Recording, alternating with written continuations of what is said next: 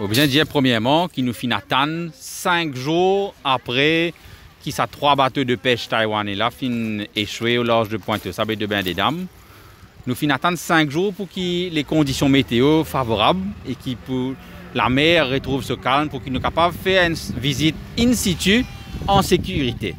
Et me tenir à remercier Judex Rampol et l'équipe de pêcheurs qui viennent avec nous, avec la presse, avec les journalistes, avec moi-même en tant que député de l'endroit, sur les 3 bateaux, et nous sommes capables de venir assez près, notamment des 2 bateaux de pêche taïwanais qui viennent tasser au large de Bain-des-Dames. Et le premier constat qu'ils m'ont fait faire, c'est qu'au niveau de oil booms, barrage flottant, mais pas finalement tout ces 2 bateaux-là, pourtant ces 2 bateaux-là assez près, et moi tu peux expect qu'il y a un rayon de barrage flottant autour des 2 bateaux. Et c'est absolument l'inverse qu'il m'a fait trouver. On trouve un seul la ligne barrage flottant dans un seul côté.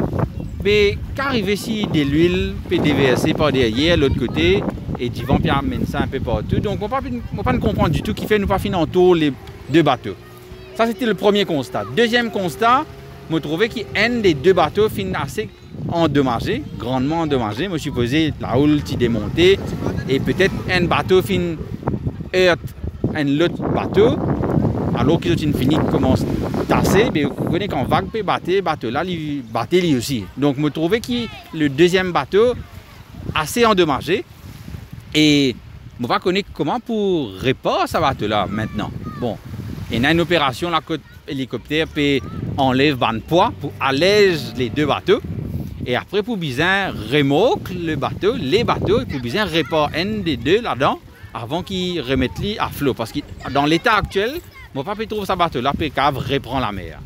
Ça c'est le deuxième constat. Le troisième constat c'est que le premier bateau qui est échoué au large de Pointe-aux-Sables finit remorqué visiblement depuis hier soir. Je ne connais pas qui était exactement. Est-ce qu'il commence à faire un constat, une analyse de l'état du bateau de Pointe-aux-Sables. Par contre, nous finissons remarquer, observer sur place que suite à l'échouage de sa premier bateau de Pointe-aux-Sables, là, un banc de corail finit grandement abîmé. Et finit dans un pêcheur qui est avec nous, qui finit mettre ce matériel de plongée, qui finit plonger et qui finit remarquer à quel point le corail finit endommagé, il y a un ferraille, un bout de bois. Et avec le poids du bateau qui finit chavirer, finit casse plusieurs bancs de corail. Et ça, c'est un dégât écologique, je pense, irréversible. Donc, voilà un petit peu les 3 principaux constats qu'il m'a fait faire ce matin. Et bien sûr, il y a une conséquence directe maintenant, écologique, notamment avec le corail qui finit endommagé. Moi, j'espérais que le ministère de la Pêche et le ministère de l'Environnement finissent faire une analyse, un prélèvement dans de l'eau, la mer, dans du sable, dans sédiments et dans un poisson. Et moi, j'espérais qu'ils nous pourraient gagner un résultat clair, précis, des analyses qu'ils finissent faire.